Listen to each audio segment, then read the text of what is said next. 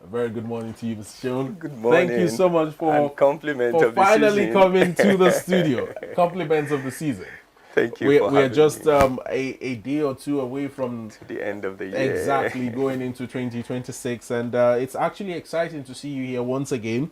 Most of our discussions have always been online. Thank you so much. All right, let's talk about the Christmas Day bombing, the U.S.-Nigeria joint collaboration, which we hear has, been targeted at bandit and terrorist enclaves in Jabo community of Tambuwa local government area in Sokoto state. Now, a certain security consultant, Daniel Amakri, had stated that the joint U.S.-Nigeria airstrike in Sokoto had hit its target while focusing on the Boni Forest, a known hideout and operational base for the Lakurawa and other jihadist terrorists.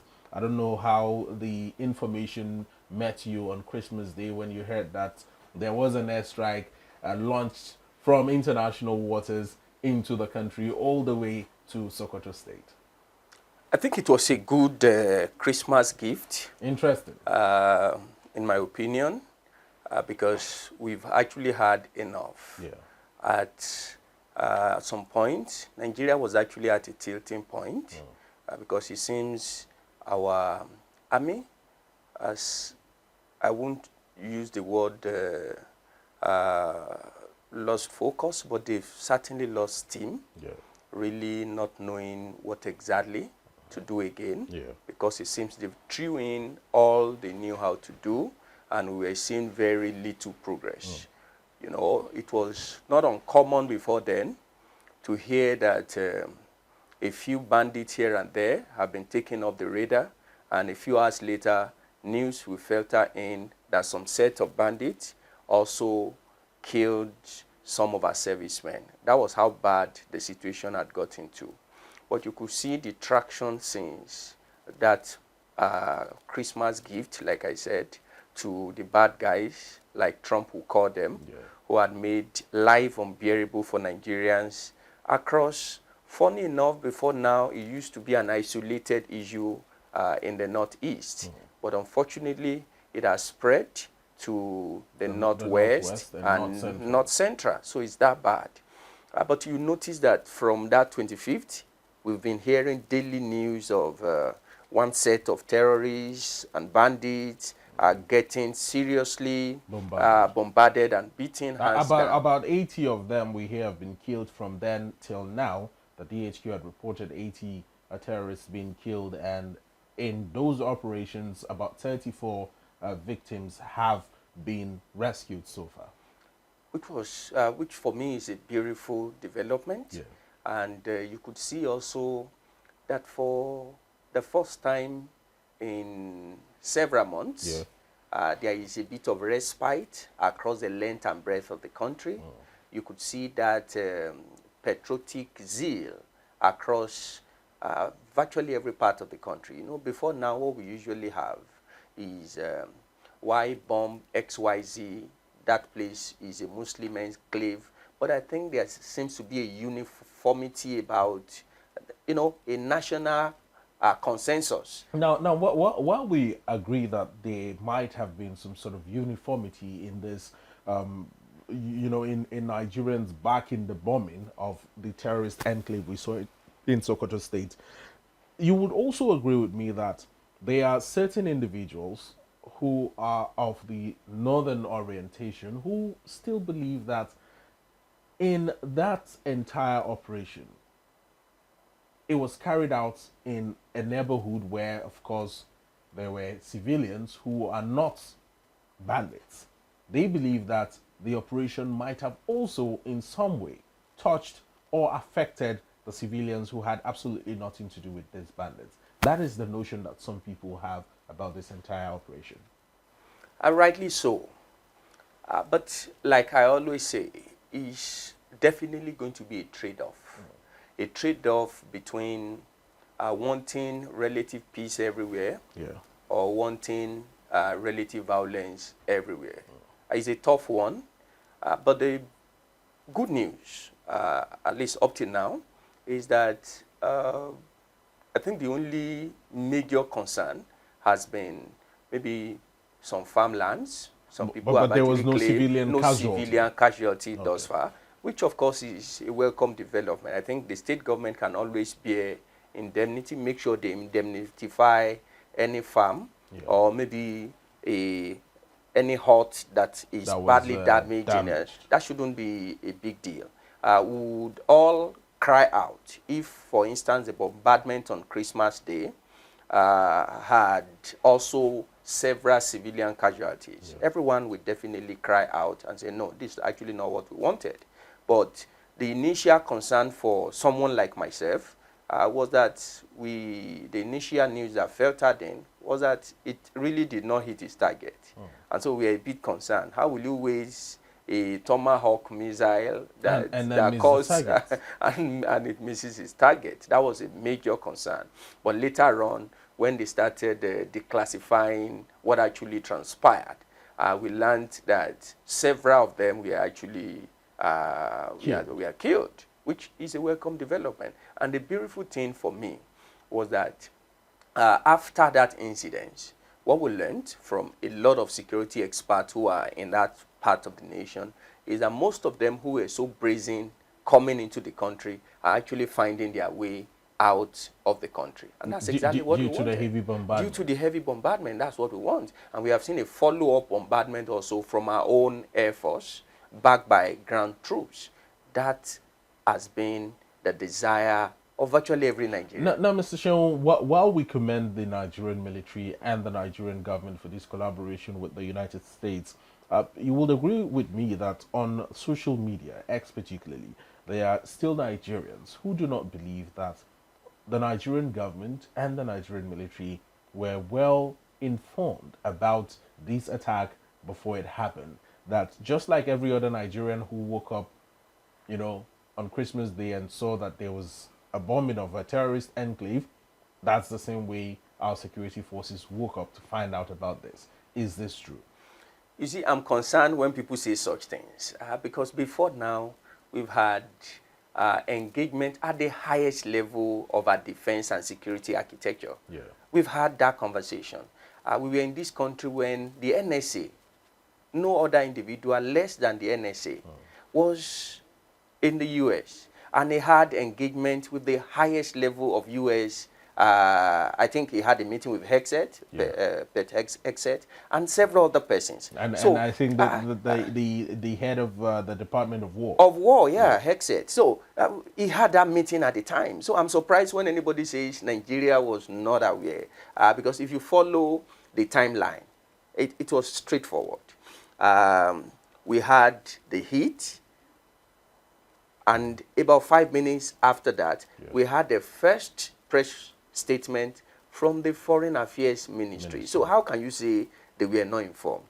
If there was a press statement, I couch press statement too, and it doesn't matter how vast and intelligent you are, at least to write that type of press statement, it will take you 3 minutes. Exactly. The minimum, it will take you 3 minutes. To now ensure that it gets to the social media, you upload at least 5 minutes. So it means that press statement was actually ready before the hit. It's just simple. It takes common sense to be able to read those signature imprints and draw your conclusion. All right? If a press statement was released 5 minutes after the hit, it tells you that press statement was already on the ground before that hit actually happened. So it's a simple thing. We had this.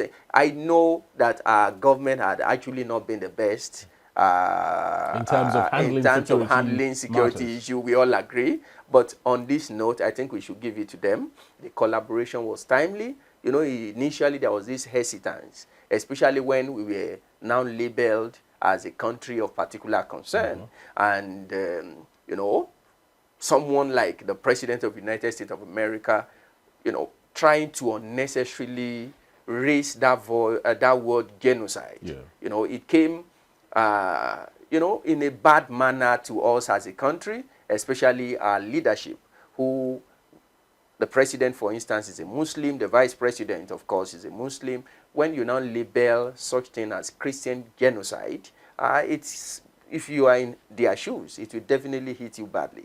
But the steps they took thereafter, Yeah. ensuring that, see, if you want to help us, come and help us. Let's leave this rhetoric of whether it's Christian genocide or Muslim genocide, or if there were no genocide at all. But come, let's partner, let's put off these, let's wipe out these evil guys. And that's what we have seen. And I think everyone should applaud that. Now, Mr. Shaun, let's go back to the post made by President Donald Trump on the day that the attack happened. Now, I'm going to just take some excerpts from this. He said, I have previously warned those... Oh, okay, I will take that again. I have previously warned these terrorists that if they did not stop the slaughtering of Christians, they will be held to pay, and tonight there was. The Department of War executed numerous perfect strikes, as only the United States is capable of doing. Some people have sort of criticized some statements made by Trump in this particular post, while applauding the US and thanking them for the collaboration. Others are of the opinion that Trump, in his usual condescending manner, had insulted Nigeria subtly in the post. I think that's not correct. Why? It's just true to nature of the President of the United States. Not just clothes.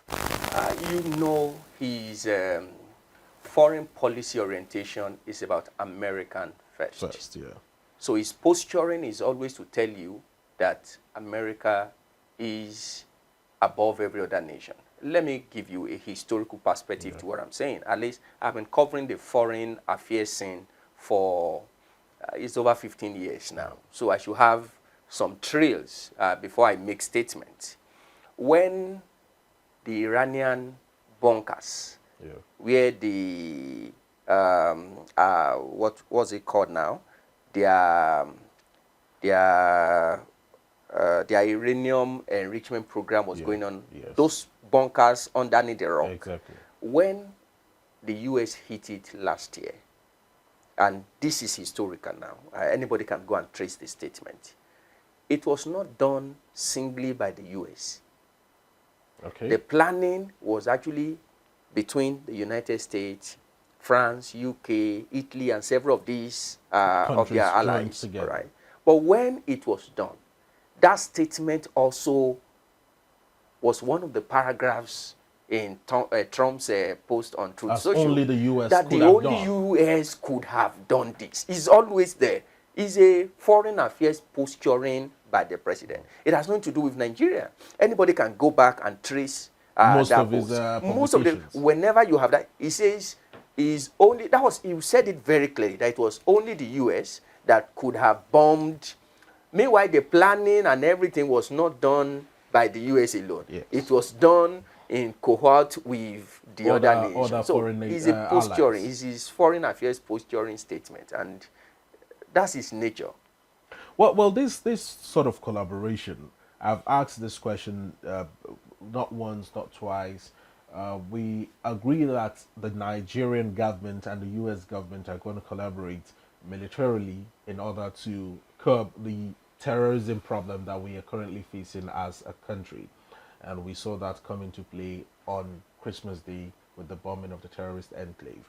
However, beyond these bombings, do you see the possibility of troops, American troops, being on ground to help Nigerian troops also fight these bandits and terrorists and flush them out completely, sending them back to where they came from? Again, that will not happen. I think I can tell you authoritatively, at least within the lifetime of Trump's presidency. Okay. That's been part of his, diplomatic overtures to nation. Don't forget that they've asked him questions like Ukraine, who, in my opinion, is even in a better relationship with the U.S. than Nigeria, had been on it for several years to have boots on the ground from the U.S. But he had made it very clear, American soldiers will not go anywhere. We can help you with missiles, help you with other hardwares and softwares. But our boots will not be on your ground. Will not be on the ground. That's been his style. Even some of their men that are some of the men who joined UN peacekeeping effort, he has withdrew virtually all of them.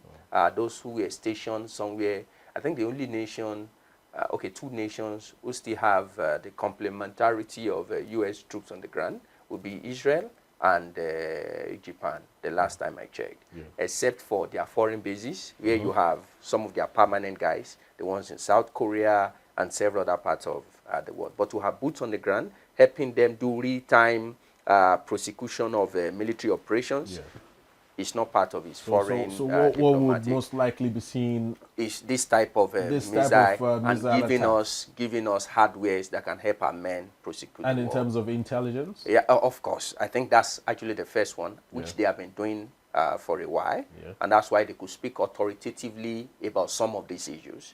They are very close in international waters here, so it's very easy for them to come, get any data and details they want to get, and they've been doing that for many years. Do you think that Nigerians trust this collaboration as it stands right now? Can you repeat that again? Do you think that Nigerians trust this collaboration as it stands at the moment? You always don't forget the premise on which the eventual active side, because there is the inactive side, which is intelligence gathering between the two countries, which have been ongoing for a while. It got frosty because in spite of the intelligence that they shared with our security and defense architecture, it seems we were not acting. So that was why Trump had to come out that we are going to take over the active part of the operation, which he made good on Christmas Day. But in between the inactive partnership and the active partnership, from the premise I just laid now, some statements were made that whichever way we want to look at it, it badly inflated the trust that should ordinarily be there when Muslims, for instance, think that the operation is against them. So that's why when that hit on December 25th came up, for me in our editorial room, we had a choice between talking about Americans' attack, or we should quickly spotlight what actually happened also in Borno on that day, that a few people, instead of labeling it what it is, an attack on worshippers, we want to frame it that it was a Christmas Eve attack. But then it was an attack in a mosque. Yeah. While Muslims were praying. We were praying, but the narrative was more on the Christmas Eve, which actually now projected the Christian side of what happened. But unfortunately, the victims were actually Islamic worshippers. So that is a major concern. It will take a while, but what we saw in Sokoto on Christmas Day, we saw clearly there were no civilian casualties. The terrorists were all flattened out, and the follow-up operations have shown that we are now intent, we are purposeful on bringing these heinous guys down. And I think over time, because that's the thing about trust, is won over time. So if we continue on this trajectory, and every account again and again shows that we are focused on bringing these terrorists down, over time, I think those who don't trust the system will do a catch-up and know that we are really serious about prosecuting terrorists and not isolating any religion or isolating any tribe or people. Mr. Sean, while you talk about the seriousness of this collaboration between the U.S. and Nigeria to ensure that terrorists are dealt with properly and not,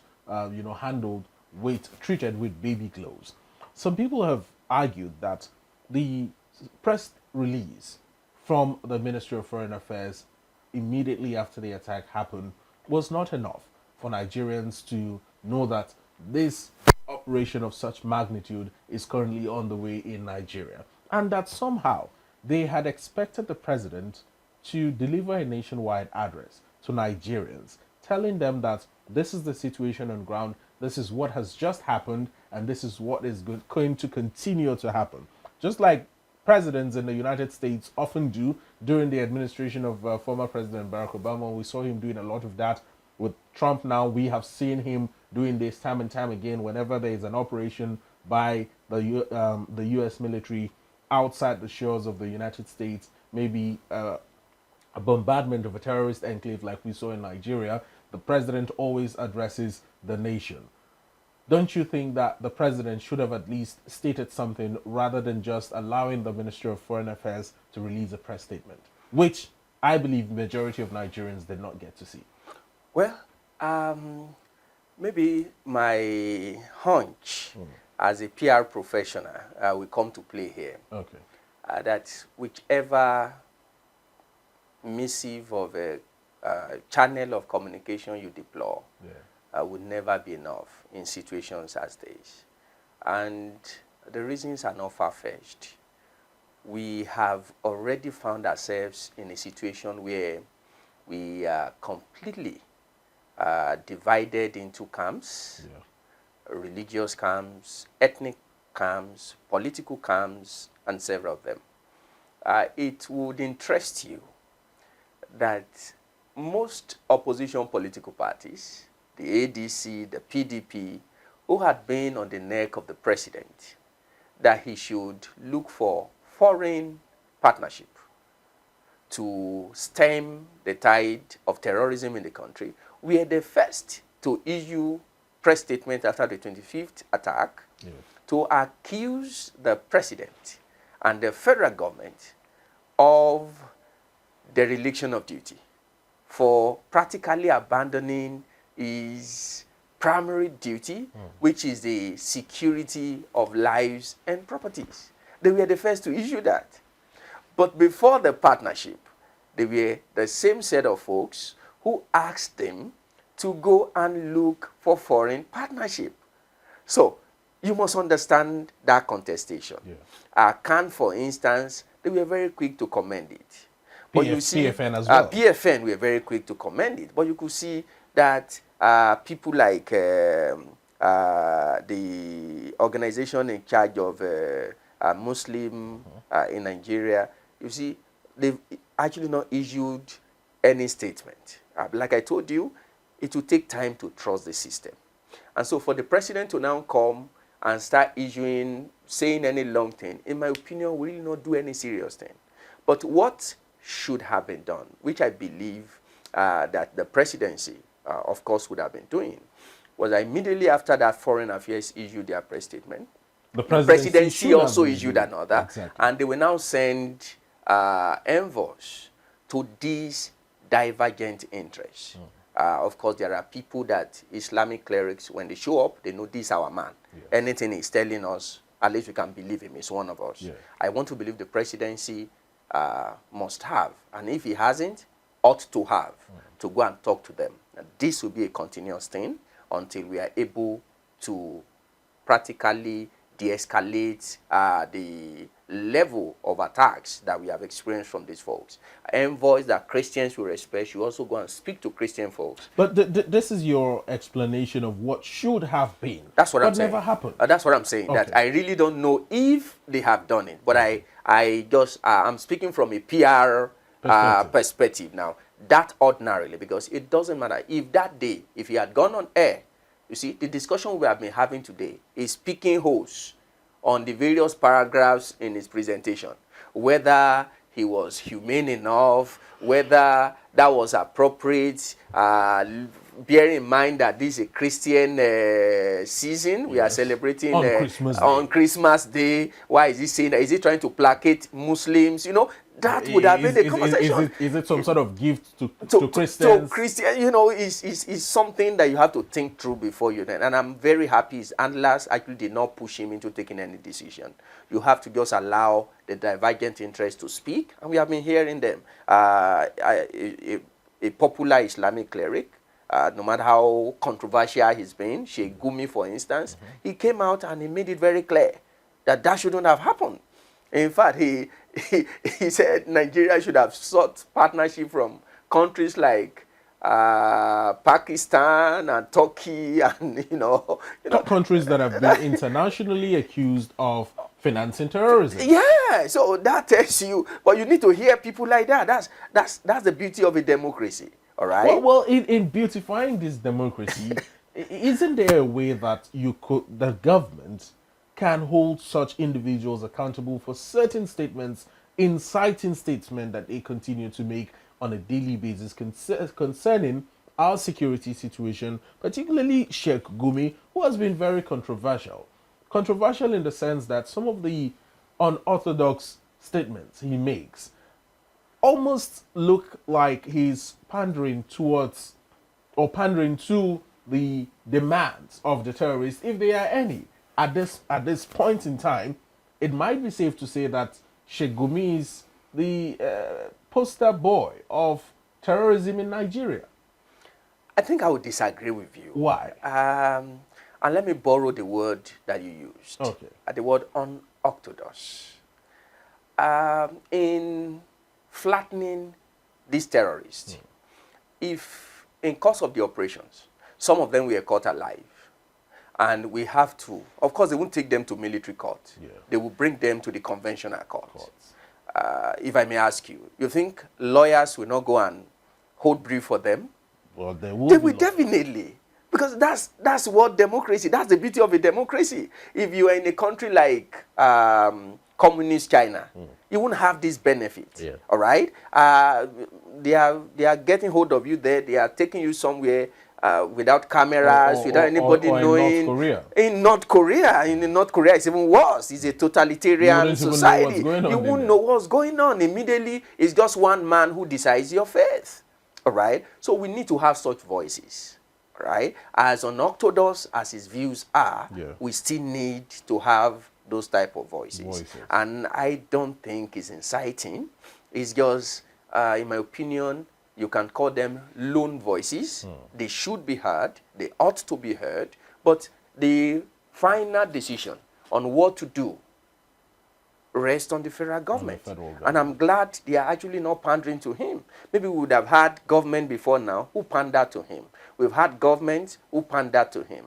But the events, at least in the past few days, have shown that the people in the presidency have actually maintained a deaf ear to whatsoever Sheikh Gumi is saying. But I must say we need such unorthodox people to also vent their position. All right, quite very interesting takes here by Mr. Shononi concerning the state of the Nigerian security situation at the moment with the Christmas Day bombing of a terrorist enclave in Sokoto State and reactions that have trailed that particular joint operation. Well, following that operation, we hear that troops of the Nigerian military have killed at least 80 terrorists and rescued about 34 victims in multi-state operations, and that the Nigerian Air Force airstrikes have flattened bandit enclaves and killed dozens in Zamfara State as well. The Department of State Services, we also hear, has arrested suspected killers of Cross River medical practitioner Professor Ekanem. Quite very bright stories in the news this morning, Mr. Sean, with the successes recorded by different sections of our entire security apparatus, from the Nigerian Army to the Air Force to the DSS. Everyone has their, well, everyone is fully ready and all hands are on deck with this fight against banditry and terrorism in the country. What do you think might have informed this renewed vigor in our security personnel? Is quite heartwarming, and you could recollect that last week I gave an eyewitness account. Yeah. I traveled by road from Lagos to Abuja, and the first thing I saw, which I've not seen in a very long while, was the intentionality with our policing. Yeah. We became quite intentional. Most of the routes that have been quite notorious for kidnappings, the Ondo, Edo Aziz, the Kogi Aziz, that have been Abuja Kogi Road, that have been quite notorious, the Obajana, the Kaba, Lokoja Obajana Aziz, that have been quite notorious for kidnappings. You know, you can't travel for 4 or 5 kilometers without seeing either police or you see men of the military. In some cases, you even see vigilante guys, well armed, positioned, and they were doing their jobs, at least in some decent way. Yeah.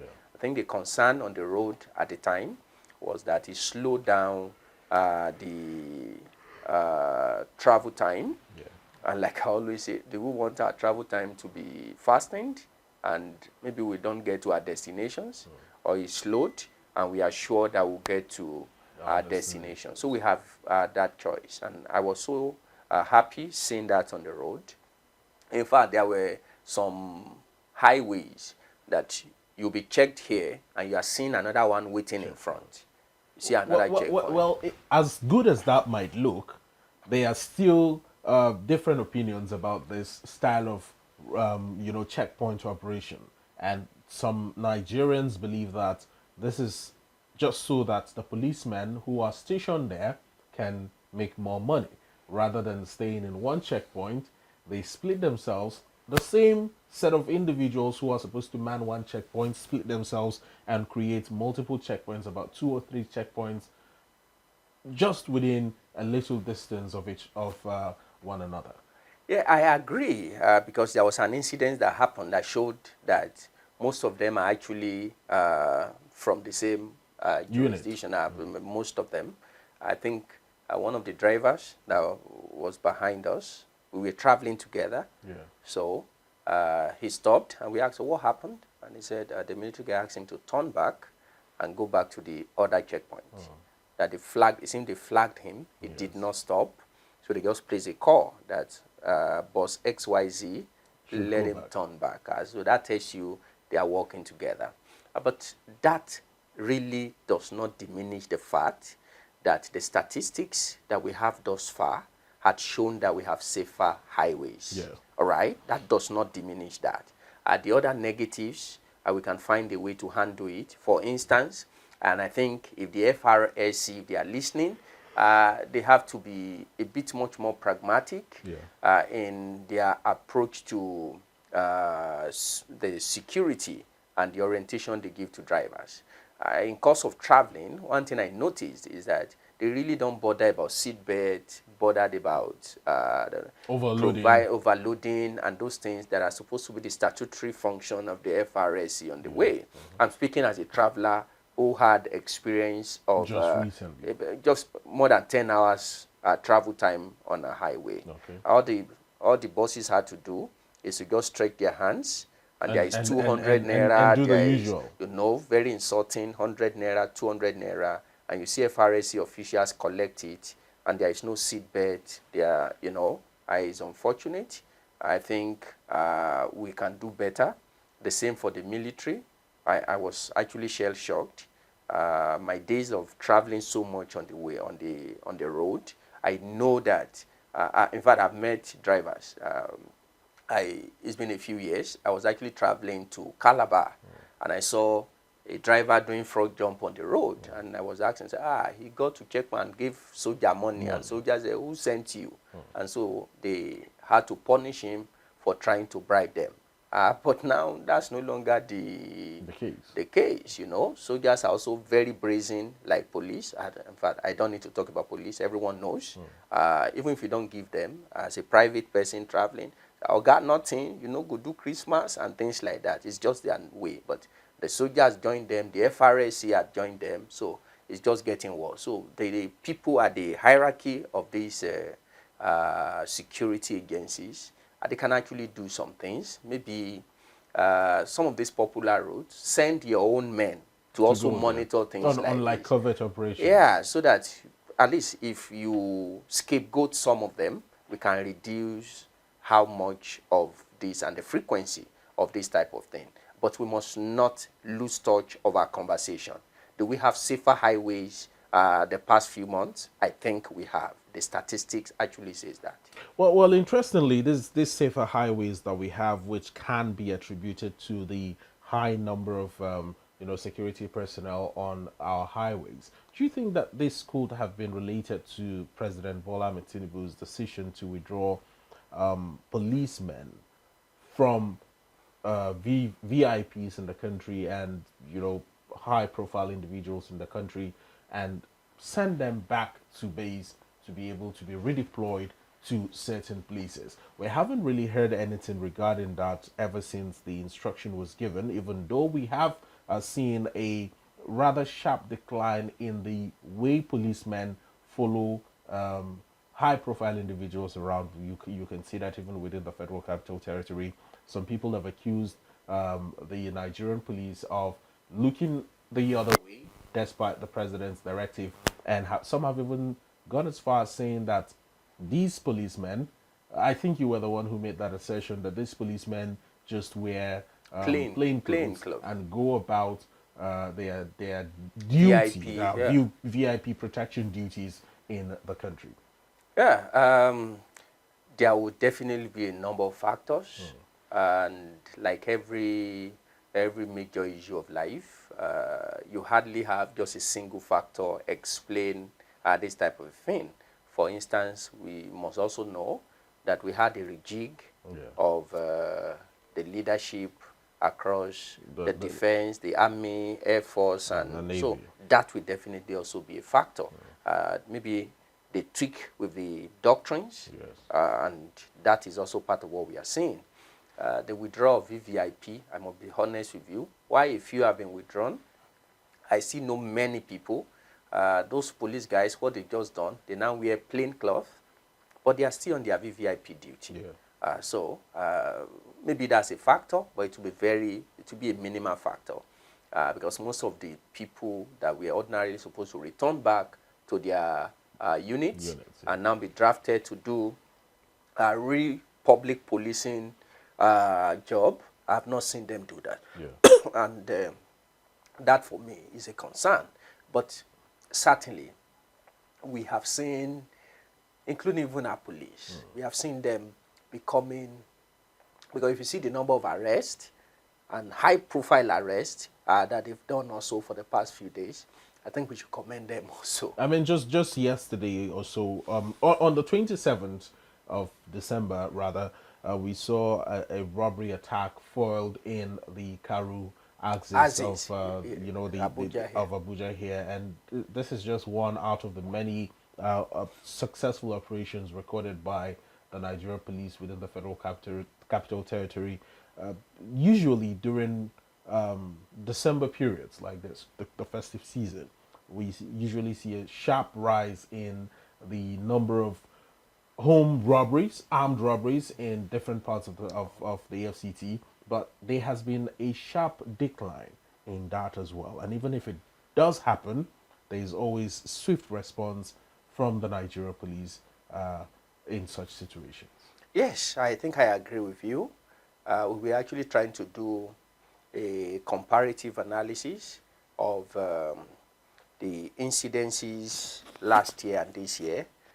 We've not been able to get sufficient data, but one thing that was very clear was that we have a southward trajectory this year compared to, so there was an inverse relationship between what happened last year and this year. So a sharp decline, but the figures are not out, but I think they should be out before 31st from the work we are doing.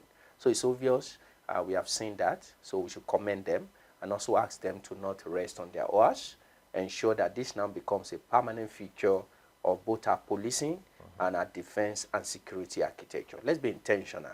I know they have their hands full, but the first responsibility of any government is the security and lives of its citizens. Now, Mr. Sheon, what do you have to say about the National Forest Guards that we now know are, fully operational, and most of the attacks that we see going on, or most of the enclaves of these bandits, are often found in our forests, whether in the northeast, in the northwest, north central, or the southwest, which has a lot of forest as well.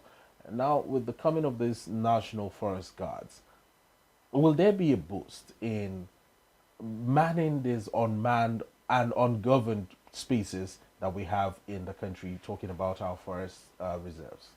Well, that is our expectation, because research and the experts have all agreed that a major bane of the insecurity in Nigeria is because we have so many ungoverned spaces. Yeah. And so if the forest guard will come in and help police some of these ungoverned spaces, Yeah. I think that would bring respite across the length and breadth of the country. My concern, though, is that the recruitment process had been a bit opaque, and the process of establishing the forest guard seems to be too slow. If you place that side, if you just oppose it with the insecurity challenge that we have as a country, I expected the recruitment process to be open. Yeah. The same way we do with recruiting our policemen. It should be that open, and the process should be a bit faster than we are seeing. Apart from the visuals I saw from Kwara State, Yeah. I'm actually not aware of any state where you have the boots on the ground from the forest guard. And so we should have these simultaneously across the 36 states and the FCT so that these folks can help us govern the ungoverned spaces. All right, interesting take there. Let's move on to yet another matter in the news. Nigerians woke up once again with the news of the national grid collapsing and a nationwide blackout. This has become one event that has happened one too many, and it's not new or news to Nigerians anymore. And as much as I would want to avoid talking about this, it's in the news and we have to talk about it. But what is your take on the blackouts? It has happened so many times, almost countless at this point. Well, you know how politicians talk. I saw, I think it was late yesterday night, our energy correspondent sent in the position of NERC, who are in charge of that part of our energy in the country. Yeah. And it was humorous when they were trying to explain that we had it the second time in the year, trying to explain away that we've not had it as frequent as we usually have it in previous years. All right. So I'm not even sure if I've approved the report to be because it was very comical. Now trying to compare twice this year to maybe last year when we had it. I think we had it about 9 to 10 times last year. So the press statement is trying to deflate from the reality on ground. The reality is that we shouldn't be having a national blackout. We shouldn't be having it. Worse still, during the Yuletide, when activity goes a bit notch higher. We shouldn't be having it, and people who are responsible really need to wake up to ensure that we have some measure of sanity in that industry. Yeah. It's one industry that again and again we take 2 steps backward, take 2 steps forward, and take 4 steps backward. And we really need to we need to wake up and do things differently, even as we go into 2026. The energy space is one space that holds a lot of promises for the country.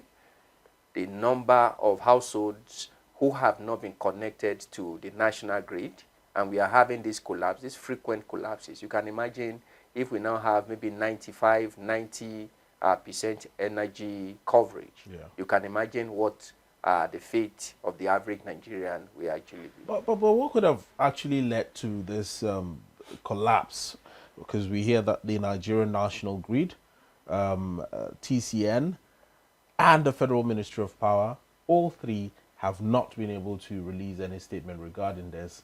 Well, they might have, but we do not know at the moment whether or not, we do not understand the actual cause of the collapse. The only thing we hear is that restoration is on the way. Don't Nigerians deserve to know the reason for this collapse? Unfortunately, I was trying to peep through the press statement that was sent to me. Oh, okay. And just a while ago. Just a while ago. And I think the explanation given here also really did not go so much to the cause of it. I think the only thing that was explained here was that there was vandalism. Well, do you care to read that To out read, for us? okay, okay, all right, if you don't mind. Okay. It will be recalled that the Lagos Escravos Lagos gas pipeline was vandalized on 10th December 2025, which led to the shortage in power generation in the country. This has further led to the fragility and weakness of the national grid. Preliminary reports indicate that the disturbance involved the tripping of several generating units and critical 330 kV transmission lines, resulting in a widespread impact on electricity supply across parts of the country. So the other follow-up paragraph now shows that Delta Generation Complex successfully operated on island mode. In other words, that is the only substation that did not completely shut down. But the Lagos Escravos pipeline vandalism that was mentioned here happened on the 10th of December. The blackout happened on the 29th of December. That's 9 days after. How possible is it that there could have been any correlation between what had happened almost 10 days ago and what happened yesterday? Now, from, I think, the press statement, if I understood the wordings there, that it started weakening. It was weakening over time. So the full impact was what we felt in the national grid collapse. That was the only reason I've seen from any of the statutory agencies responsible for giving us updates on what actually happened. It's the TCN that was supposed to actually take the lead. But as I speak, there is nothing serious from TCN. Neither TCN nor the Ministry of Power. Yes. But generally, Mr. Sean, how would you assess the energy generation situation in Nigeria, the entire sector? When Nigerians talk about electricity, we all know how crippling it can be at times. But with the advent of the Gencos, with the advent of the Discos, there has been some sort of improvement, however, at a higher cost. At the moment, how would you assess the entire electricity or the entire power generation industry in the country? Looking at the power industry in Nigeria, I think we have repeatedly missed the huge possibilities. It's an industry with so much potentials, but we've actually not harnessed the huge potentials in the industry. The initial privatization that took place under a very very shady and shadow climate. And what we thought successive governments ought to have done is to find a way to revisit it and work on the structural gaps that we identified. Because I noticed that successive administration had actually admitted that there were gaps in the foundation that the current industry, power industry as we have it, was built on. But what we have seen is that successive administration had actually lacked the will to take the bull by the horn to work on those identified gaps. Right. First is the financing gap. I've been privileged to sit at high panel meetings about the power sector. And I think if there is one variable that everyone agrees on, is the fact that we don't have sufficient financial resources to match the gigantic challenge that we have in the industry. It's like we have a towering challenge and the resources available is just that can build a big queue. Okay? So we must find a way to ramp up resources for that industry. And the more we shy away, the more we play to the gallery. People, I don't want to mention some of the discourse where foreign guarantees were actually presented to the federal government during the privatization. And months later, the foreign guarantors pull out. And the federal government did not take the initiative to insist that the investors must look for another guarantors.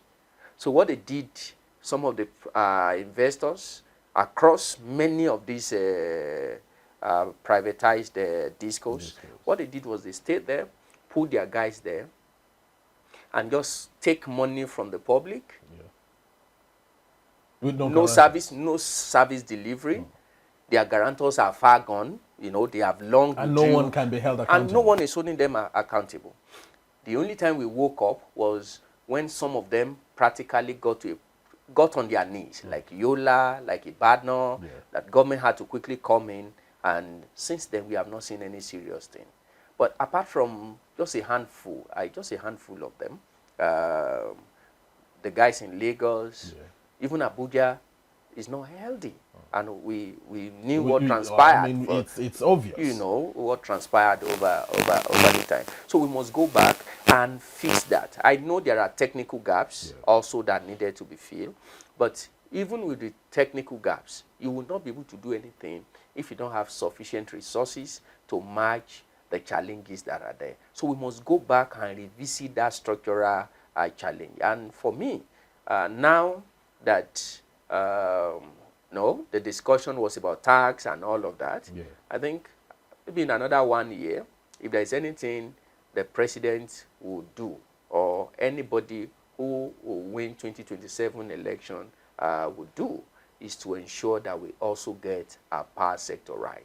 But I'll be honest with you, we've not gotten it right. We still have so many structural challenges, and those structural challenges can only be handled when we become a bit more intentional with revisiting those errors. We should not just go on. It's been more than a decade, and we are building on that superstructure that is faulty. There is nothing you build on it. Something happened in my area for the past 2 weeks. Like my house, where I stay in, my meter, I don't have any issue with my meter. Good, serving me well. I'm on band B, not on band A, I'm on band B, and I'm okay. I pay my meter bills regularly. As I wasn't home, I traveled. When I came back, my wife was telling me somebody knocked on the door, and they asked that they want to change the meters. Interesting. So I said, what's the problem? They just want to change the meters. And I said, for what? They said, no, that from January, AEDC wants to. I said, no, I was just in a meeting a few months earlier where I had to speak for a community. A reporter was covering the place. So when he heard I'll be on that high panel meeting, he sent that question to me. I should ask the MD of AEDC, an entire community, when you are going towards the airport, this shopping mall. Okay, absolutely. I think I remember. That side, all right? Just after the military cemetery. That's correct. Okay. The entire community there, for over 2 years, they've been asking for meter. Just that side of it, they have been asking for meter and all of them. So I asked them, these people, in fact, the community were ready to pay, and they have not given them. And those of us in Kubwa, we don't have meter problem. You want to replace the meters. Those are the type of things you know. You just ask yourself the type. Well, these irregularities. Like how do you explain that? Like you said, Mr. Sheon, it's important that after the new tax regime comes into play and Nigerians sort of adapt to it, the next assignment of the federal government should be to look into the power sector and create reforms that would also better the lives of Nigerians.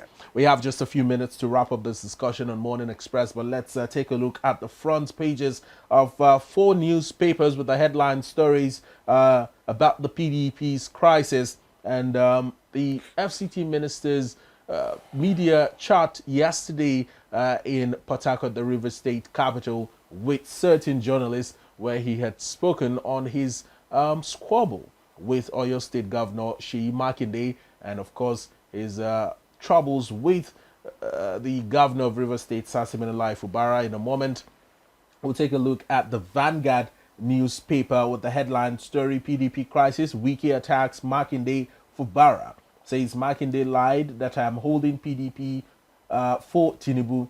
Fubara has no political structure, going to APC. Adds governor's defection belated.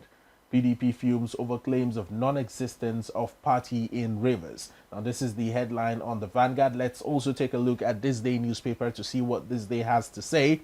On This Day newspaper, Wike says Fubara not Rivers APC leader. He decided late. Re-election not guaranteed. Mr. Sheon, are you with me on this? Fubara not Rivers APC leader. He decided late. Re-election not guaranteed. Claims his supporters control the grassroots. Criticizes Makinde's approach to politics. Declares he's decided to quit PDP. ADC not a threat to Tinubu in 2027. You have exposed your anti-party activities. PDP tells Wike vows to field presidential candidate. Now, away from This Day, two more papers, The Nation and the Daily Monitor. On the front page of The Nation newspaper, Makinde destabilizing PDP for selfish reasons, says Wike. Minister accuses Fubara of reneging on agreement. And away from The Nation, let's look at the Daily Monitor with the headline story. PDP may not make it in 2027 if. Well, this is Wike stating why PDP might not make it in 2027. The former Rivers State governor has also stated that if he leaves the People's Democratic Party to the APC, PDP will collapse. This is the headline story on the Daily Monitor. Strapline say that he wants party's leadership to resolve its own internal wranglings ahead of 2027 polls, while adding that opposition party will collapse if he defects to the APC. Mr. Sheon, quite very strong claims made by Wike yesterday when he spoke to Nigerians via his monthly media chart. We have 5 minutes. What do you have to say about this? Unfortunately, I think we had actually predicted that PDP is in the ICU, and it has two options. The first option is to find skilled surgeons who can help it recover and find its way out of the ICU, or it just carelessly pull out the ventilators and the oxygen mask and finally get also to the abyss of history like some other parties. Unfortunately, what PDP is doing to itself is actually, rather than looking for skilled surgeons to help his recovery, is actually digging his grave quickly. So, if you follow the news this morning, I think it's on the news. For instance, INEC had made it clear that PDP cannot feed a candidate in Ekiti State. It cannot feed a candidate in Ekiti State. And that's exactly what Wike is saying. If they are not careful, INEC also will not take any candidate from them going into the 2027 election. And of course, that would take them like 10, 20 years backwards. The challenge from day one had been an ego fight, not a challenge to preserve the legacy of the party. A party who had produced the presidency of the country from 1999 till 2007 when President Muhammadu Buhari came up. Everyone is fighting for his ego, and when they are done, they jump ship and leave the party. And it's sad. But I think they still have a tiny window, not really giving a good showing in 2027, but ensuring that PDP doesn't go extinct. They still have that tiny window. But for 2027 election, I think PDP is actually no longer in the ranking. On Rivers State, I think the facts are in the public domain. The governor had decamped to APC, but decamped with who? With what structure? All right?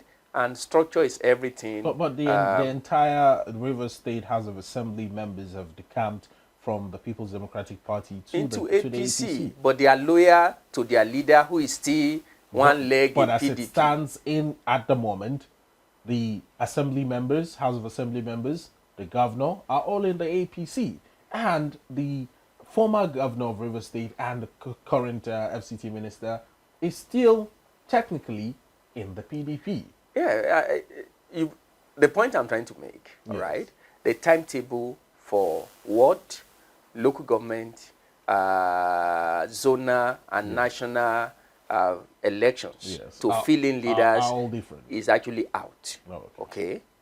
Who gets what in River State will determine whether the governor is the leader of the party or the governor is just a ceremonial leader of the party. From your assessment, is Fubara really the leader of the APC in River State? Ceremonially, he is. When you say ceremonially, how do you mean? Leadership of a party is about the structure. And that was what the FCT minister was saying. But can the FCT minister be the leader of the APC in River State while still maintaining his membership as a PDP man? All right. When you say structure, you are talking about the people who can help you get things done. And their loyalty to you. And their loyalty to you. Okay. All right. So the timetable of the APC primaries are now out. It's starting from January. Yeah. And it will run through March. So the real statement, like yesterday when he was talking, one of the things I told people, I said, it's not Uhuru yet for even him. He must wait until those 3-month window. If Fubara can find his way to get his men into those places, then he might not be too sure of his leadership of APC in that state. All right? But if the governor is still not smart enough to get his men in there, then he's just a paper leader. You know what they say about a paper tiger. That's who he is now. But after the 3 months, he can change that narrative and be the real leader of the APC in the state. So the boy is actually in his court. And you think at the moment that President Bola Ahmed Tinubu and indeed the entire APC will not throw their weight behind Fubara, being that he's now a member of their party and there is no way they can fight their party man? You know, politics is local. You must know that. Okay. Some people often don't understand that you might make all the noise in Abuja, but if you really don't have the structure, even the national party will be a bit weary of supporting you. And we have seen it happen in a few states, that even the party will not throw all their support because they know that you don't have the footwork. It happened in Anambra Guba election. The gubernatorial candidate was everywhere in the FCT, but was really nowhere where it really matters most. So during election day, the party came, but all that support that they needed, because they know it's going to be a wasted effort. All right? We can bring out the Abuja thing, but if the men on the ground are not really supporting you, there is very little you can do. So that's exactly what I'm saying. He has that window to ensure that he also build a structure for himself, because as it is now, he really doesn't have a structure in River State. And politics is local. All right, Mr. Sheon, quite a fine place to leave the discussion. Thank you so much. Always a pleasure to have this talk with you on Morning Express.